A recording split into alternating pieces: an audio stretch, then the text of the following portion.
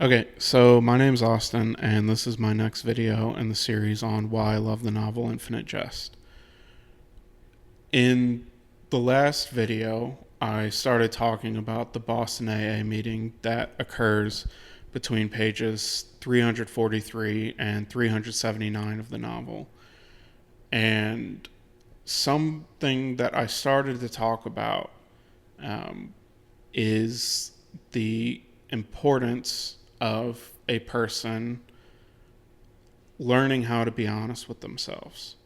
And I brought this up as sort of a general idea, but now I'm considering this to be the primary theme of this AA meeting and how it is critical for a person to learn how to tell themselves the truth in order to attain and maintain sobriety. In the last video, I started talking about how a person can begin to learn this process by changing the way that they listen to someone else, right? When another human being is speaking to them, learning on how to focus on the similarities between you and them as opposed to the differences. In this video, I'm going to talk about the idea of having to stop trying to make people like you, right? To stop being a people pleaser and how this is necessary in order to be honest with oneself. The AA meeting in the book discusses this idea through, what a Boston AA audience either does or doesn't find funny, right? What they will or won't laugh at. And there's one character in particular that they describe him as a newcomer who is just extremely nervous to be speaking in front of the crowd, and that he's got some kind of professional background. And, he begins his section of the meeting by saying a joke that I think is, I've been told I've been given the gift of desperation. I'm looking for the exchange window, or something like that. And how pretty much no one in the audience laughs, and the few chuckles that he does get are more out of sympathy than anything else. And how the Boston AA audience pretty much refuses to laugh at a joke where a person is just trying to deliver some kind of formulaic humor to them. And the book mentions that this is an audience, this fictional Boston AA crowd, that doesn't want to hear anything being said because another person believes they want to hear it, right? They only want the truth. And it even goes so far to say that, crowds at Boston AA meetings will get distressed when they see a person trying to be a people pleaser. And I think this is because, and once again, this is a fictional audience with fictional characters, but they know how destructive the process of trying to be a people pleaser or a crowd pleaser was for them.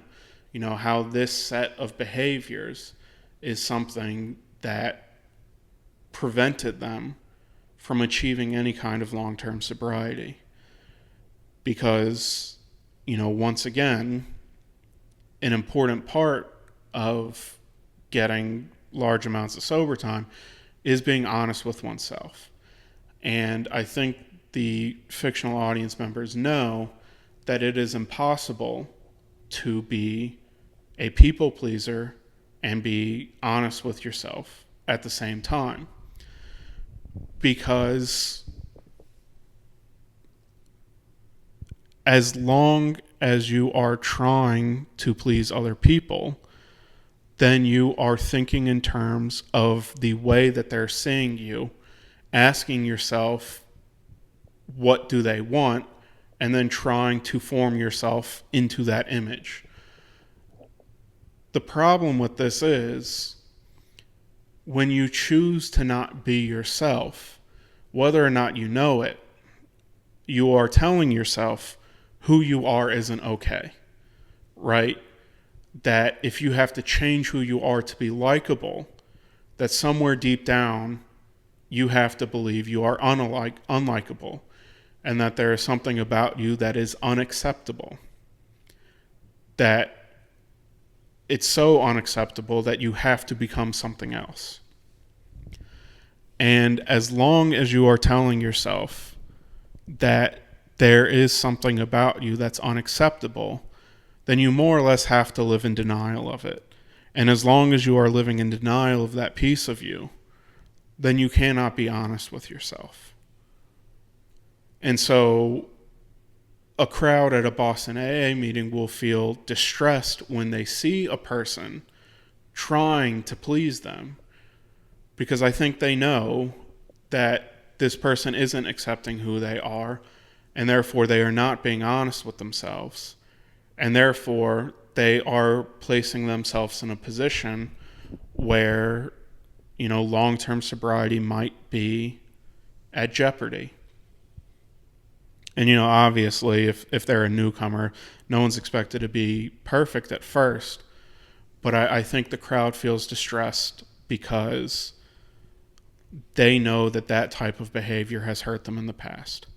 That being a people pleaser is anathema to accepting who you are. And although this idea is presented within the context of an AA meeting and an AA crowd, I do think it's generally true across most human experiences that, trying to be a people pleaser at the end of the day is just you telling yourself that it's not okay to be who you are.